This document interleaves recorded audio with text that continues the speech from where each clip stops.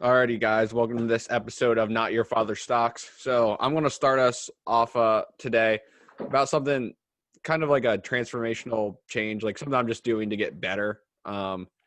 So one thing that really like popped up to me in 2020 and something that I learned from Tyler is like wearing hats of being in different roles of like an analyst to portfolio manager. That's basically the one I'm going to hit on that has really hit me because the past couple of years, it's just been me becoming like a better business analyst in a sense where it's just straight researching, writing up about companies and sharing it, but not having great insights into like my allocation for them, timing of the entries, putting together a score. Tyler has a score that he puts together. And like, if I was scoring it off of my timing of the technicals, the sentiment, the current sentiment, is it euphoric? Is it fearful? The fundamentals, what's the fundamental score? Is this a 3-1 bet? Does the 3-1 bet then mean that I allocate 10 to 15%, 20%, whatever it may be?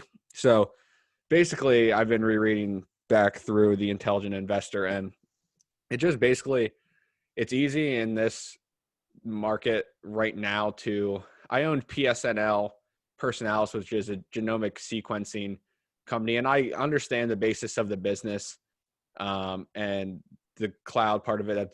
It's going to be massive, like the genomic sequencing business, but it's completely out of my ballpark. And my allocation was correct. It was like a 2-3% allocation. I didn't keep it. I just sold it break even, and now it's nearly doubled since I was there. But I was just playing a game right there where the odds were not extremely in my favor. In the current market, they were kind of in my favor because of euphoria. There's just like bubbles popping up everywhere that are easily observable. I don't think no one can even question that that's a thing. But something that I did recently in the thought process of a portfolio manager, like changing the hat in and out, was a position I talk about a lot with SMSI. And so when the sentiment was fearful, I don't know if it was fearful, but the sentiment was just low and the share price was down like 350s or so, like that. My original first purchases were towards $5 a share. I absolutely loaded in at the levels of 350 to get like a 30% portfolio allocation. And I did this because I had an informational advantage. I know about certain carriers that are coming. They still haven't been announced. Anyways, after that, at 350, the share price ran up about 80%. And there's been no fundamental change to the business. There's just anticipation of news that's coming that was given by the CEO in the last call. But the CEO has always historically been way off on his timeframes of everything that happens. So my thought process, I'm not into like, I'm kind of learning, talking through this right now as I'm going through it. So Tyler, if you want to interrupt and like correct something or say what you think, feel free. But you have a business that ran up 80% anticipation of news with no fundamental change, and the second deadline missed. They missed the deadline for Safe Path to be finished. Now they're missing the deadline of 30 days for carrier announcements. I'm up 80% on a 30% position, so I'm looking at like something like 40% of my portfolio.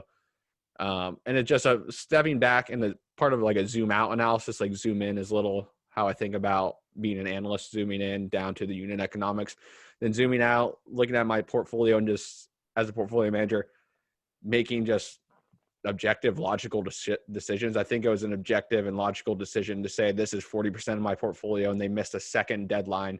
This doesn't deserve to be nearly half of my net worth at that point. I was currently sitting up 80% year to date. IPOs are skyrocketing. COVID cases are at all-time highs. Hospitals are at over max capacity where I'm currently working at. We've had to let some of our staff go to other hospitals to help out because they were over their max capacity. And you don't have to be a macro specialist or macro forecaster to see that things aren't very great. Like currently around me, all gyms are closed, all restaurants are closed, takeout only. And the stock market's basically not representative of the economy whatsoever. Apple and Amazon, Microsoft aren't representative of what's happening to the individual people on a daily basis. I know that's kind of all over the place, but I think I'm going to end it there and let you.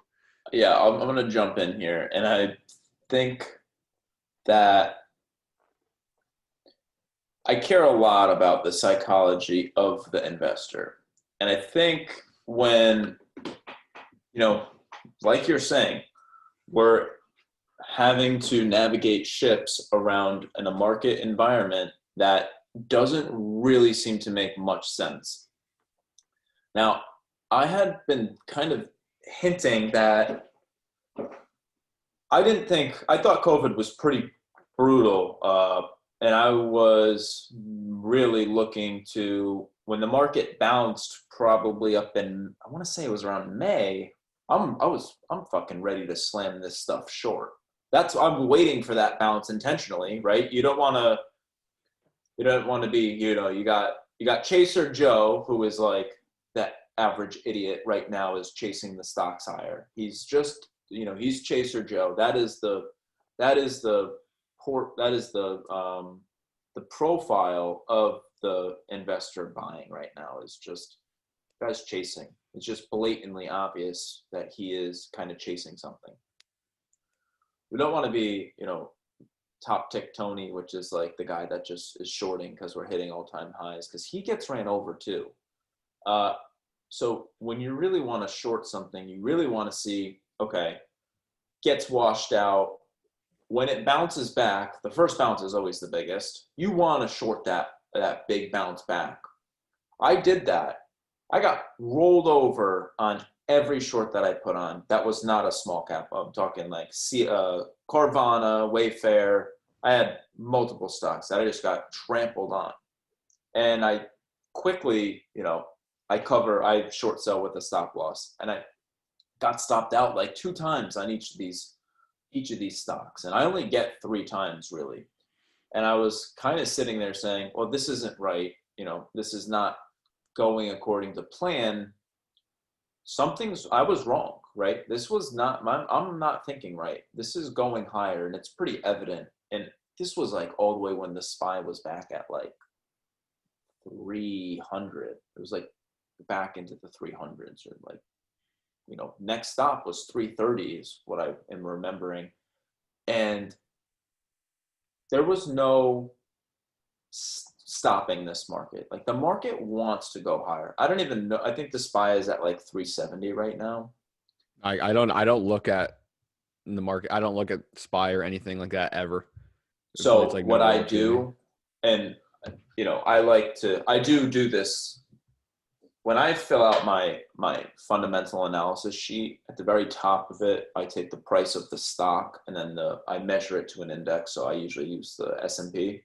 So I'll say, okay, if I find SMSI at 380, and I think that's a okay deal, and I see the S&P is at 280, when I look back at it in, at the end of the year or 6 months, whenever I look back at it again, if SMSI is at $5.80 and the S&P is still at 280, that was a really good, that's a really strong stock. If it's at 380 and S&P is at 280, and then I look at it at the end of the year and SMSI is at 420 and S&P is at 370. Well, okay, it's not that great.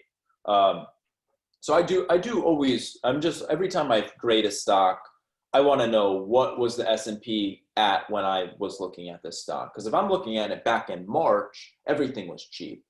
If I'm looking at it now, it's like, okay, everything's not so cheap anymore. And I wouldn't say everything was cheap back in March. Some stuff got pretty cheap. Other stuff still didn't get cheap. But yeah, it's like that whole, like, when you have a piled in investing crowd that's making money and they think they're winning, like, the market's probably not going to just turn around that quick. Like, they're going to start feeling pain, and then it's going to get ugly. And it's like, it takes a little bit of time for stocks to move. And that's why, it's really important to always measure your liquidity if you're trading something that might be hard to get out of, which is what we've been seeing. I've been seeing a lot of short squeezes where people are actually just over betting and they get rolled out of it. And I think that may have happened in the larger market, where maybe people thought this was really bad and they tried to nibble short selling for the first time ever. And now they're just getting rolled over.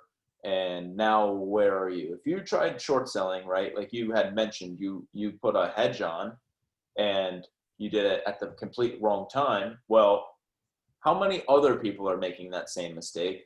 And are they, more or less stubborn than you, right? I'm not stubborn at all. If my stock hits my stop out, I'm out, and that's how I operate. I do not win. I don't make money when I'm stubborn. I make money when I just get stopped out and I go to the next trade. That's why I have that habit of, I don't give a shit. Okay, I know I spent 2 days researching the stock and I got rolled over in 10 minutes. Well, fuck it. On to the next stock. I'm not going to continue to play with a headache. I just feel like some investors probably ended up, shorting the wrong time.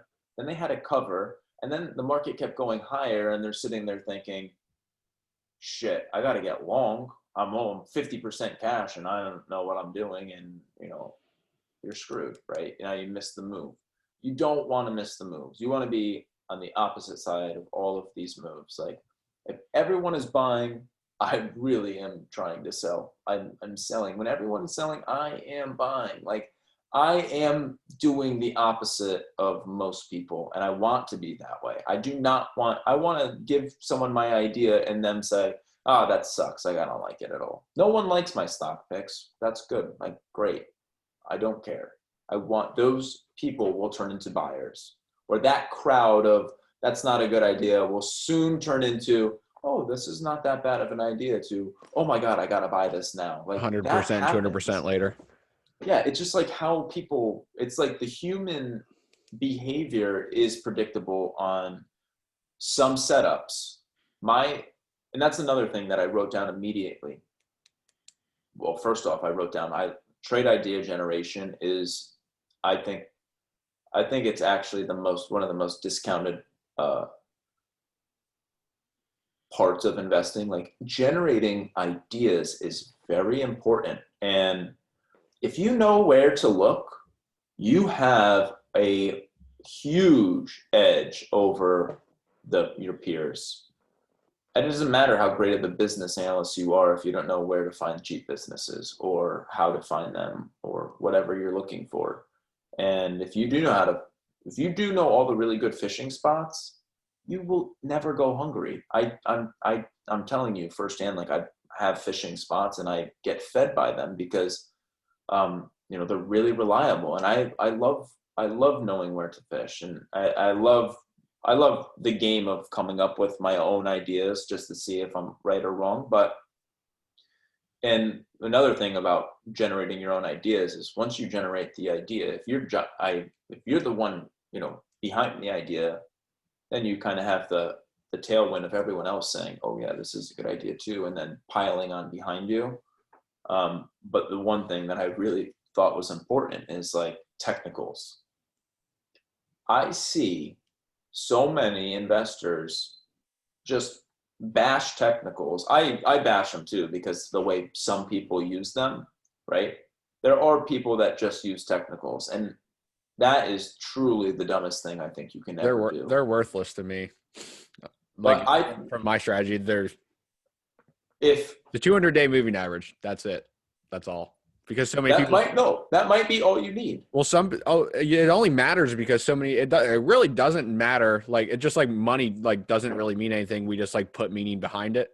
The 200-day moving average doesn't mean anything, but so many people put meaning behind it that, when that breaks, if you're a long investor, that could present an opportunity for you to enter right there. So I think you're 100% right. I think technicals are much more important than people think, and also much less important than people think.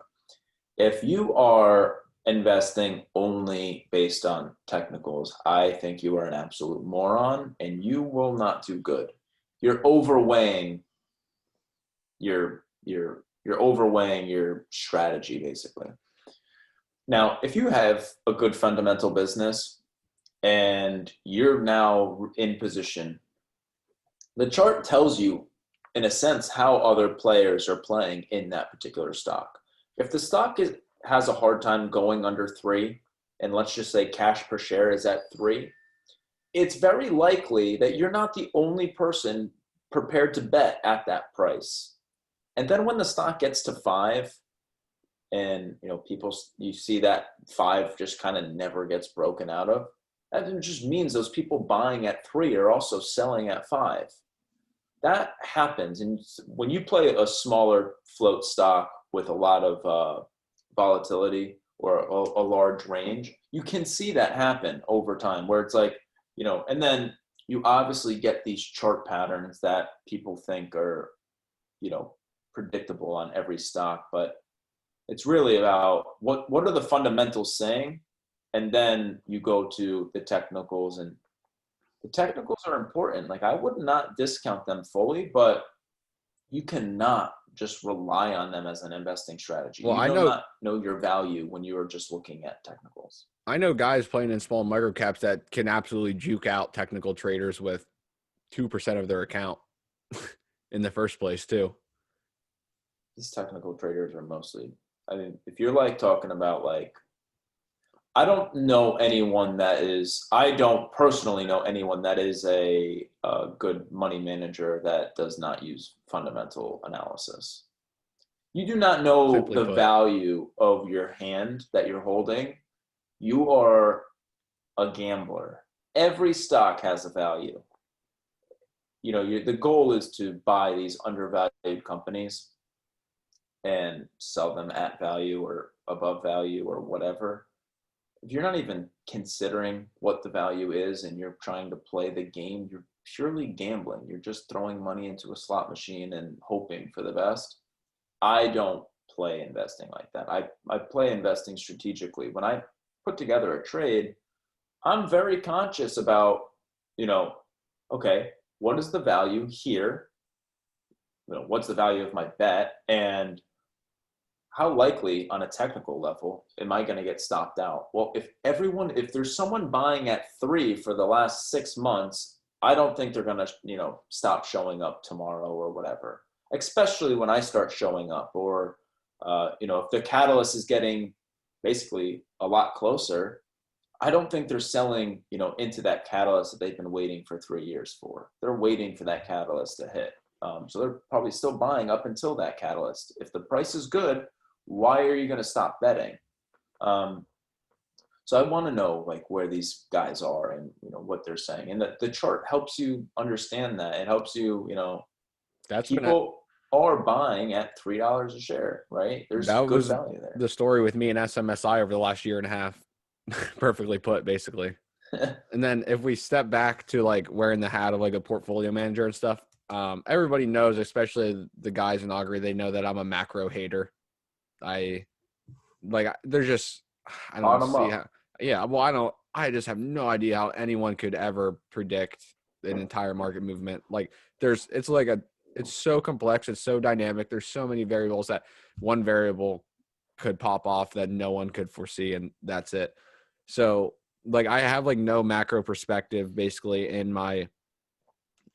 as a portfolio manager. The only thing I have like right now is my thought process is what I said about the COVID cases, all the businesses shutting down, the hospitals are overwhelmed to where I'm at. That's the same story in other places as well. And you don't have to be a genius to see that, that it's not a good scenario. So it just like when I have a position around the 40% of my portfolio and I'm up, from my cost basis, like I'm up like 50% in it or somewhere around there. It's a no-brainer to take some of the position off and build a cash position as you're seeing EV bubble and everything else happening. It's nice to, like you talked, what you just said earlier, while everyone's buying, I'm selling. It was awesome to sell a portion of that into to then build my cash position. And I'm just hoping that I have another catalyst playing out this week specifically that I'm really hoping plays out well, so I can turn all that to cash as well. I'm just basically trying not to be greedy at all. Like I'm not just trying to have a good year. Like I want to have good forever. So I'm not just taking it off to like look fancy to have one good year or anything. It's so rebalancing is so important. And that's what I love about investing is like, I love that you got to switch through hats. You got to rotate, from business analyst to portfolio manager to, I even like to put on the hat of, okay, what is my opponent doing right now? That makes sense. Okay. If I can get a better idea as to what position they're in, I might be able to think about, okay, what are their emotions and what might be their next move? What's going to trigger them? If I'm short a stock, and this is why technicals matter. If I'm short a stock and I know, like I kind of mentioned, I like to profile who I think I'm playing against. If I'm playing against Chase or Joe and it's 9:45, swear to God, that's all it takes. If it's 9:45 and the stock's not ripping to new highs, well, that guy that piled in pre-market or, at the open, he's already losing hope. And when his technical price level doesn't hold, what does he do? Him and all of his other little rat friends, they run and they scramble. And those are really great opportunities. Like, it works like that on just about every stock. Like, do you know how many people are out there that just have no clue what they're invested in? They will all run like rats when their stocks go down. Yep. And it gets ugly. They will run like little rats. And that's who I'm selling to right now. And if you are prepared and you are rebalancing and you are going to have cash, that cash can then be deployed on some really opportunistic bets. Now, the next question is, are you going to put that cash to work when the time comes, is the question. Yeah. I need to learn how to do that a little bit better because I missed everything in March. Yep, Me too. I'm really upset about that because I would have had a beautiful portfolio. I honestly was a bit paralyzed. I think like the news flow and everything that was happening. I don't think it was me. I think it was most everybody was super paralyzed because it was a global pandemic. I'm 24 years old. Like, no, I know. And you had no idea if some of the businesses were going to generate $1 in revenue. You had no idea what was happening. I know, it was so bizarre, and I don't want to look. You want to be I want to be the best investor that I can be, and I want to put up stupid numbers every single year, and I want to, a lot of the things in investing, it's like everyone knows what the fuck they're supposed to be doing and no one's doing it, right? So it's like everyone's like makes it seem like it's so easy.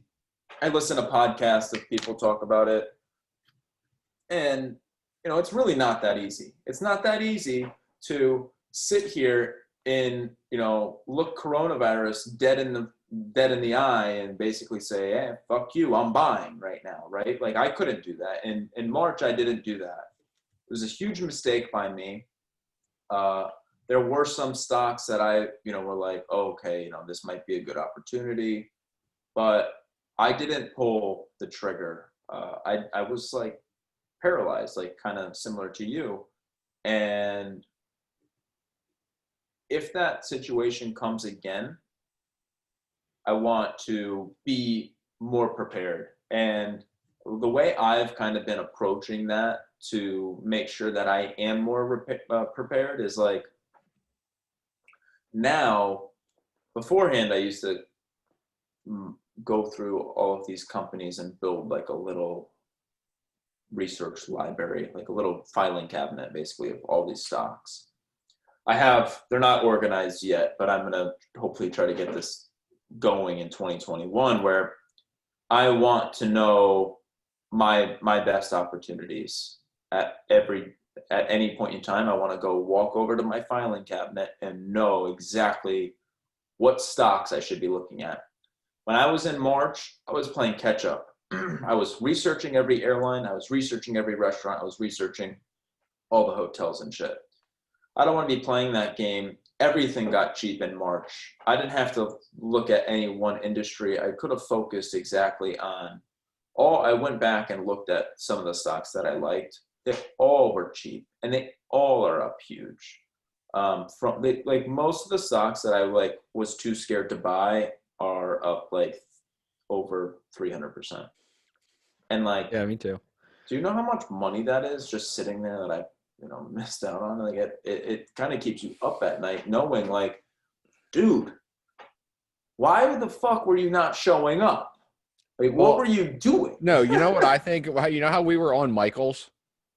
Yeah, Well, MIK. yeah, Is well, that $1 a share? And I said, oh yeah, this might be an okay bet. yeah, well, you know what I think is kind of silly when I reflect on that? It's just that why not even put 1%, a 1% That position on? and that is the thing.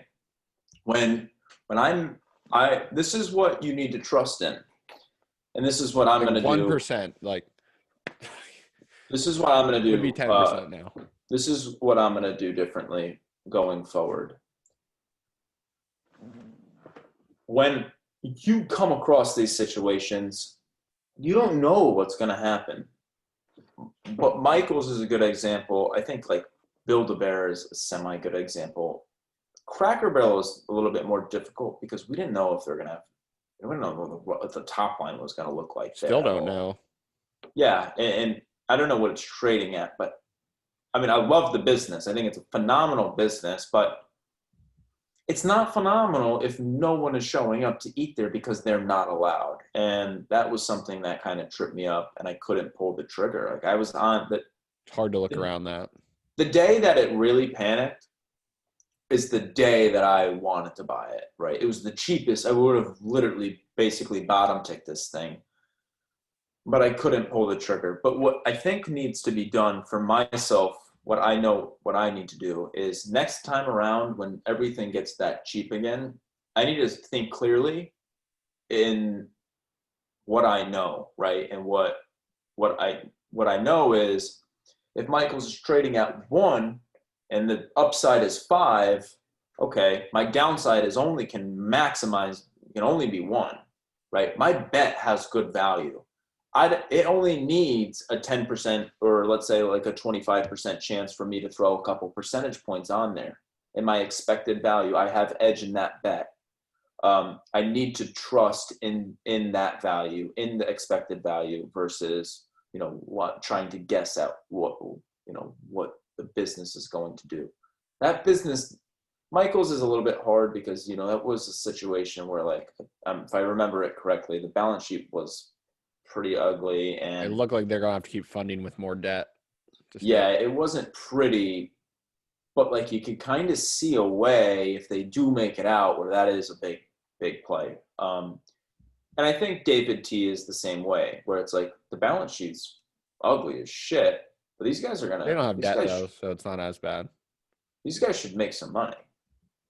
Also, And yeah, and really all you need is that if you have a good enough bet, you can take that risk. That's managed risk. If you're measuring that bet, you're managing your risk. And that's part of risk taking is like, shit, you're going to make bets where you lose. that's why allocation is so important. If those bets that, that look a little bit risky end up hitting, I mean, I think MIK is been a 10 bagger. Yeah, I'm pretty sure it has been. I mean, it would have been great But to that's look, we do all this research all the time, right? Of like all these stocks, you do not know what the market will bring and offer tomorrow. And it's like so you can be so patient. you don't even have to you don't have to know, a million different stocks. It's like if you know how to value a business and value the bet, you can show up on any given day and make a good decision. And that's really the game that I'm getting into is like, man, if I'm able to sell that one stock, it was FRAN. Yeah, I remember. It's a retail store. I've been on this thing for like 2 years now.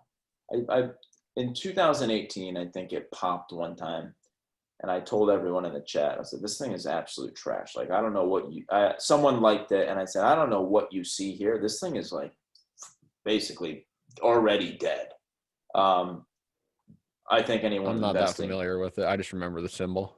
well, anyone investing in it at that time thought that they, were making a good investment. It looked cheap, but it wasn't. And stock ran up massively. And since then, I've probably shorted the stock 5 times. And I'm pretty sure I just read an SEC filing last week that they filed for bankruptcy and they're done so, right? It's like that every time that popped, that was a gift. I never knew when that was happening, but those are like, You know the business, so you can wait around for an opportunity. You can just wait.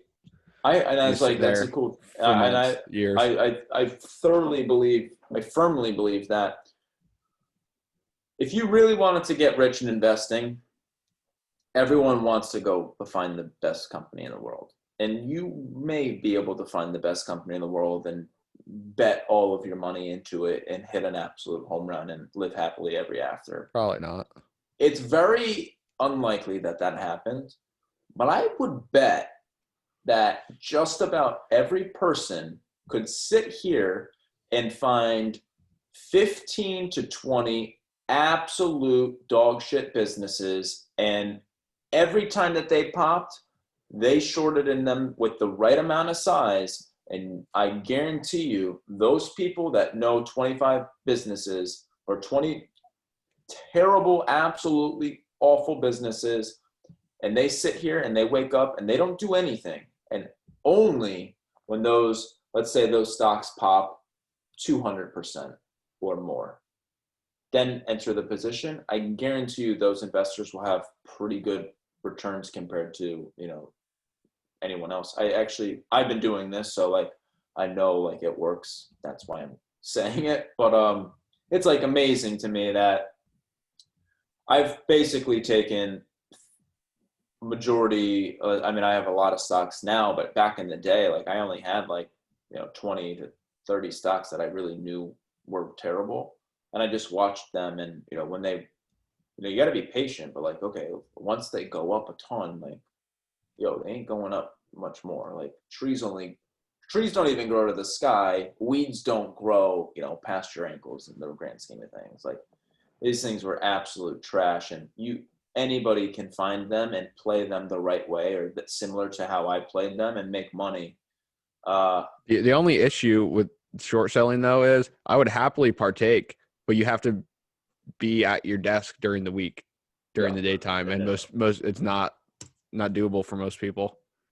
Yeah, no, you need to really prepare your bets and stuff like that. Like it's like amazing to me too that me and you particularly know how many people are out here just trying to be like unhedged and try to be like Adam Finance, and there's a lot of them popping up because I run the Instagram account. Like I always am getting people asking me, hey, do you want to be a affiliate and an influencer for their business? But they're all the same and they're all very similar, and it's like, no, I don't think that is the answer. And I'm obviously biased, but it's like amazing to me that everyone's chasing these data websites when I'm sitting here and I'm like, dude, I swear to God, if you just pick up my journal and you just fill it out completely, and this journal is going to do a better job getting you prepared for your investment than having all of this data on the website. Well, it's data without context. Yeah, you need there's a story to the numbers. Yeah, like it's so much better just to like learn. Everyone's in a rush, right? We want this data on command so we can make decisions quicker. That's not the answer. The answer is take the data, interpret it. What does this number mean?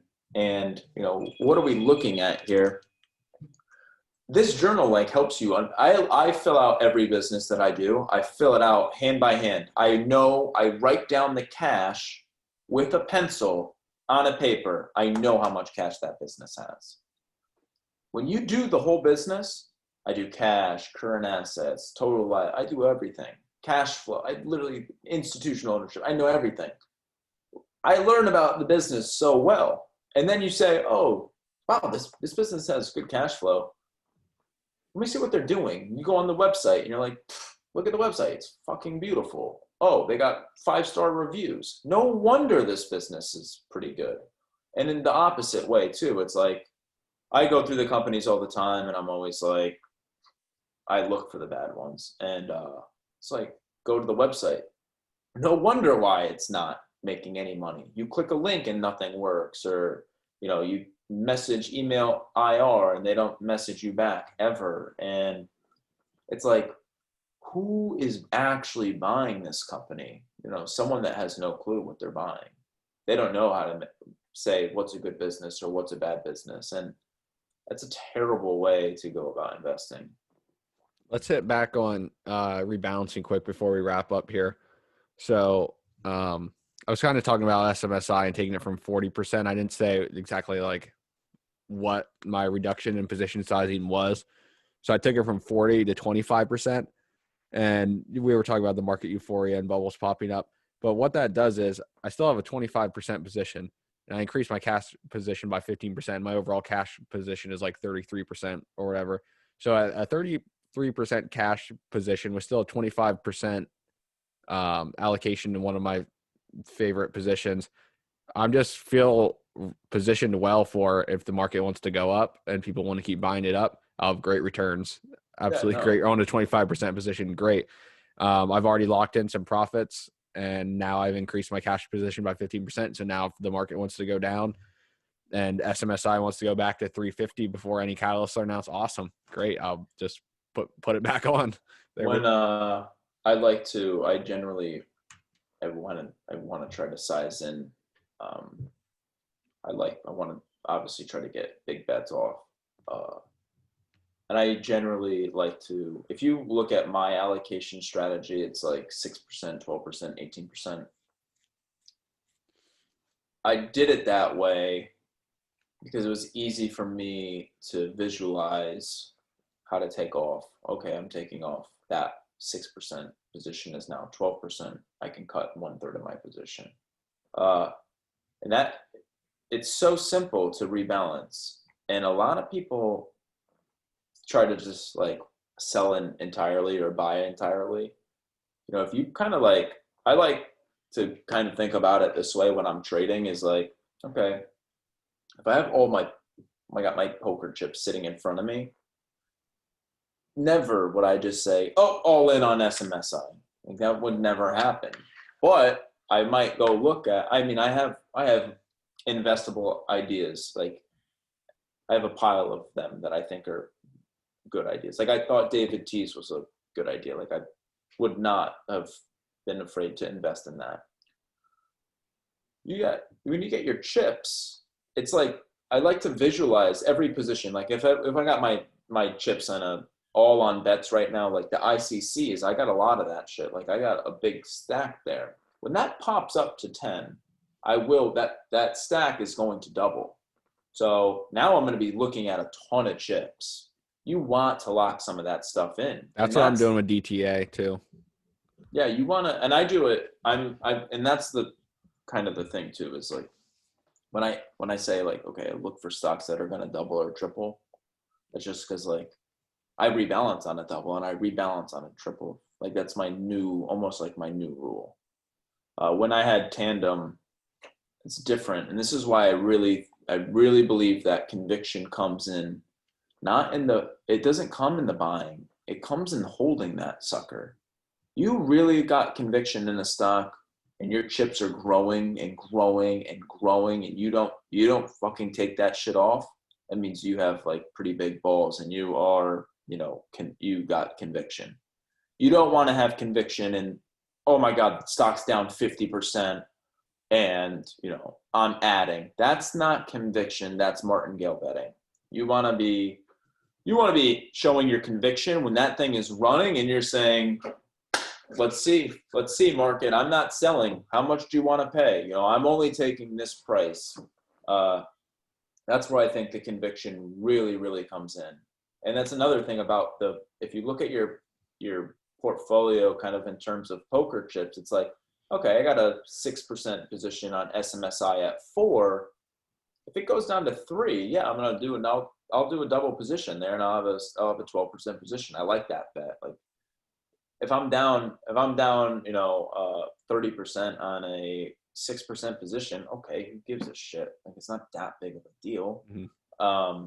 I don't sweat. My portfolio is way more volatile. Like I'm up and down more than 3% in a month. So, I mean, I guess it's part of your emotional, what you're able to handle emotionally. But if I see, it's ground up research that gives you that conviction, knowing what you own.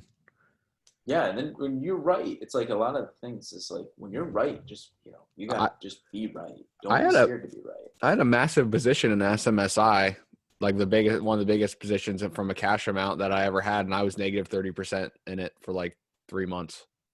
It's not as much fun as being up 30%. No, On a but huge position. then to add, I think like 15% allocation, like I don't know what it was to be specific, but added a lot on top of that while down 30%. Took some That's where guts. you gotta be careful, because like Yeah. don't want to be in the position of pouring more money into a bad idea because you're overly biased. Like that's why I love getting it on paper, right? I like getting I just had the informational advantage, the site links that I had. And yeah. I was like, I know only a limited amount of people have these, and I know that this is a thing. So it was so easy. And that was the ground up research conviction, basically. Yeah, it's like so many people don't put in a lot of people aren't putting in the work to know the value of their cards. And like you don't want to be like, I in investing, right? It's kind of like if you're playing poker, you get you got face cards. A pair of face cards are significantly worth more than, just a 2 and a 3 or whatever. You don't want to be playing every hand in investing. You want to be like focused on only allocating those good bets or those good opportunities. So like, yeah, if you get, 10-10 or better, yeah, you probably are going to want to be playing. You definitely want to be playing that. You should be playing those hands. If you're not playing those hands, if you have great cards and you're not playing them, you're also doing the game wrong. If you're playing anything under than those great cards, you're probably taking on a little bit more risk than you should. And if you're playing bad cards, you're just doing it blatantly wrong, and you're taking on way too much risk. And a majority of people are playing, bad cards or mediocre cards.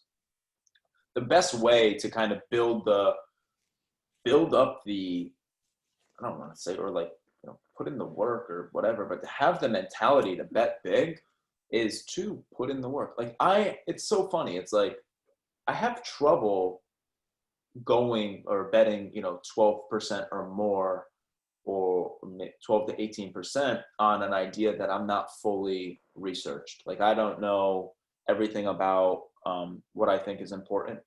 I can't really get my best bet off. Yeah. Like sometimes in pre-market, a stock will pop and I got a great opportunity, and I'm not able to bet enough because I just don't know enough to make that big bet yet. But and give me 15 minutes or 20, 30 minutes, I'll have that information.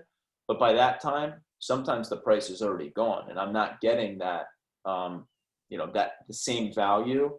So I cannot possibly put on that same size bet. And it's really important to, basically, you can never, it's like in investing, one thing you learn as a short seller is like you can't chase. And I'm fine at being pretty patient as an investor. Like I haven't even traded a stock in a while because there's not been much going on for me to really get into. And, it's perfectly fine. I know how fast your portfolio can change. All it takes is 3 stocks in a month that you hit at, 18%, and you're looking really good. So there's really no reason to chase. There's always a new opportunity, tomorrow or the next day. And it's totally cool. It's totally not a big deal to miss out on opportunities. Like I missed David T's. It's going to go to 3, I think.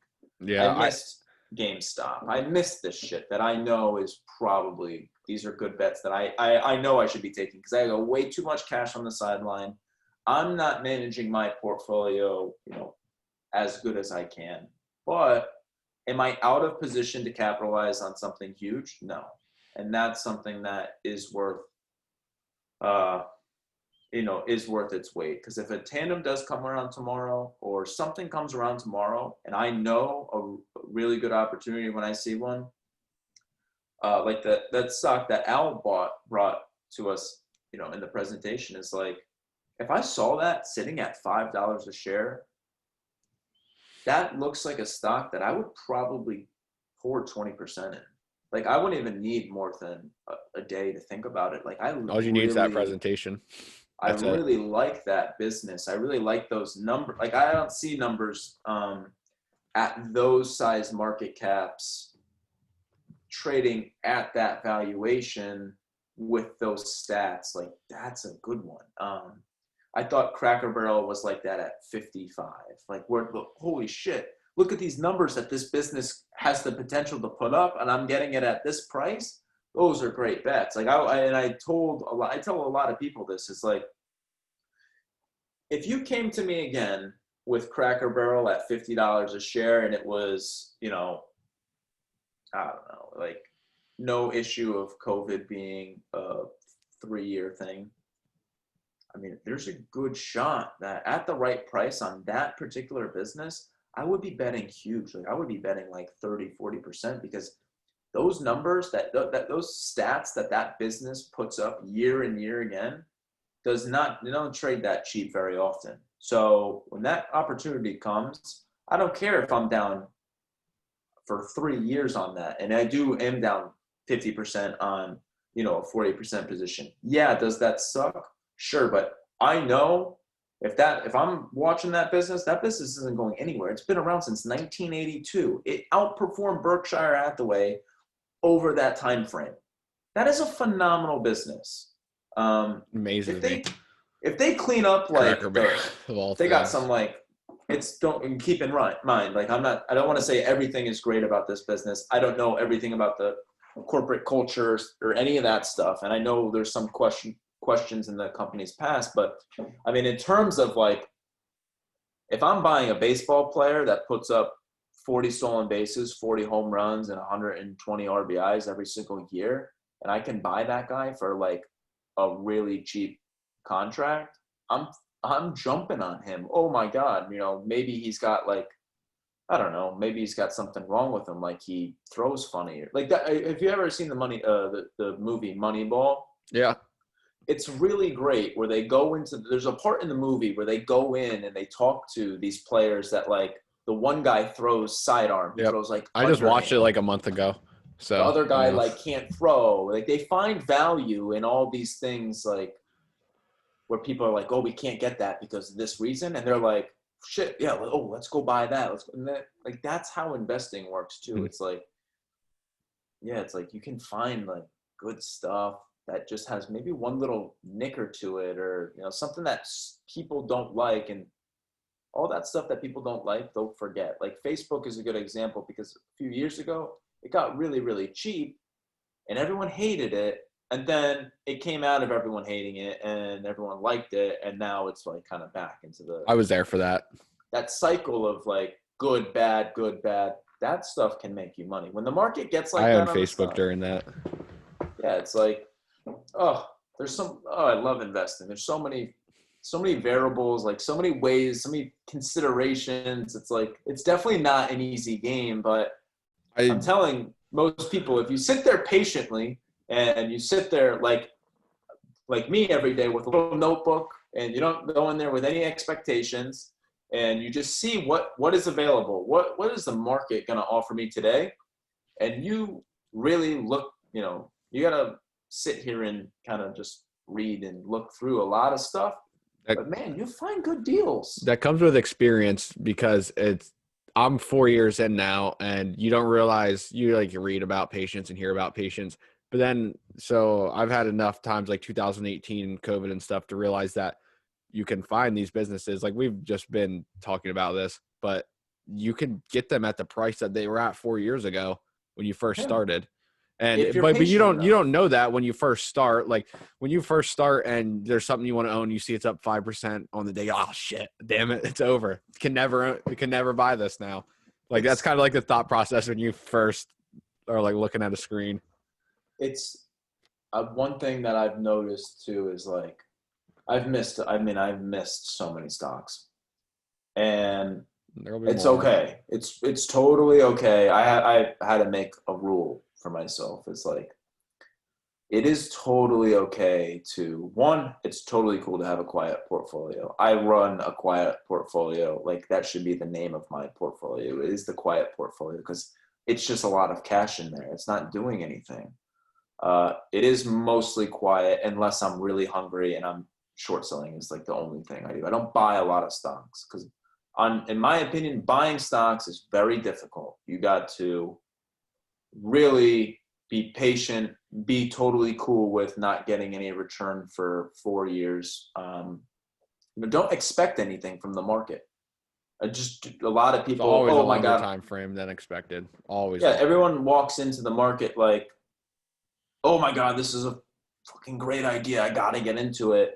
And then, it takes 2, 3, 4 years to play out. So like when I buy something, I want to make sure like I'm cool holding it for 4 years. And if in investors that kind of don't play that game, if you think you're going to get your money quicker than that, you might be looking at that problem where it's like you paid, a certain amount of money for Coke. And then next thing you know, it's like a lot cheaper, but you have to use that money elsewhere. So you have to sell it.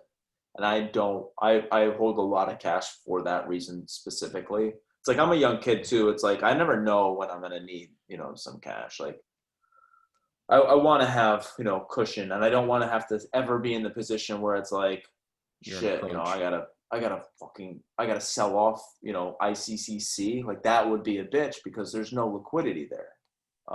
There's little liquidity there. So I don't want to be ever in the position where it's like, gotta get out at a price that I don't want to be getting out at and, kind of screwing myself. Mm-hmm. That's why I run. And it's like, you're a young investor.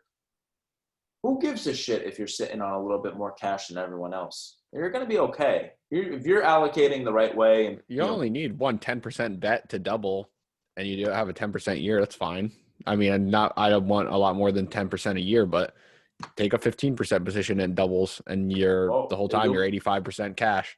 I'm sure you'll be cool taking 10% a year when the market's down 30% and you're up 10. And that's the thing. It's like and that's what cash does for you. People do not know which way the market is going, right? So everyone that thinks that, they're playing the game right, you're right. Just because the market has been up every single year for the last, 10 years. Like it's been going up for like 10 years straight. There's going to be years where the market is down 30%. It was almost happened this year, right? Where we were down 30%. Like imagine if we were closing down 30%. I would be murking everybody right now. My portfolio's kicking ass compared to minus 30%. It's kicking ass to, I don't even know what we're at on the year, but, I'm in position to basically, I want to stay in position to always be in good position to outperform everyone. And if you're able to generate returns on 50% cash, do it. You are looking fucking great. Do it. Yeah, it's okay to have a quiet portfolio. I basically want to I sleep easier at night. Even if I don't think I'm going to put that cash to work anyways, I just sleep better at night. My decision-making process in other positions is better just knowing I have cash. That's it. It's harder to fuck up when you have a bunch of cash. Yep. It's harder to mess things up. You can really bail yourself out of a lot with a lot of cash. Yeah, and your portfolio volatility is a little bit lower. So if if you're like someone that's new to investing and you're, I don't know, trying to just make money really quick and you're just pouring money in, and then next thing you know, market drops 10% and you wash out on some, you're not playing the game right. Like you're just so much better. If you're ever going to have an emotional risk inflection point where it's like, shit, market's down, and you sell and you fold your cards, like that means that you're not playing the game right for your style. And when that happens to you, you need to be very aware of that, and you need to make changes immediately. And I don't know how many times people kind of ignore these things. It's like, do not ignore your emotions. If you pike on 30% bets, you are not allowed to make 30% bets. until you get better at it, and prove yourself on 15% bets or whatever it is. And just by practicing that a little bit, it could end up changing your investing career. All right. I think we should probably wrap it up here. This has been quite a long one, longer than normal. Much longer. And anything you want to hit on before we head out? I will just kind of share a couple of updates. If you guys don't know about us, basically we have a kind of an investing website where we we're turning over a bunch of rocks and we are building kind of a content library. And you can go on to auguryresearch.com and start seeing some of these presentations that we've put together and getting a better idea as to what companies we're looking at and why. And then also in 2021, we're going to be letting go some courses. And these courses are really going to be focused on, playing the role of business analyst and portfolio manager. And there's all types of, tips, tricks, and, ideas to help you figure out what's going to be the best way for you to manage your money. And, I know in 2021, I'm going to be trying to show, all of my portfolio moves, investments, my process, and kind of go through the teaching experience that way. So hopefully it's valuable to some of you guys. And other than that, make sure you guys continue to listen to the podcast, check out the investing newsletter, and that sounds about like all. Anything for you? Yeah. I'm just going to say next Sunday, December 20th, 3 p.m. Eastern, I'm going to be presenting the company, and we're going to make it open to the public so anyone can come in. I just keep eyes on the Instagram. Tyler will have it out there for you guys. And thank you guys for listening. Peace.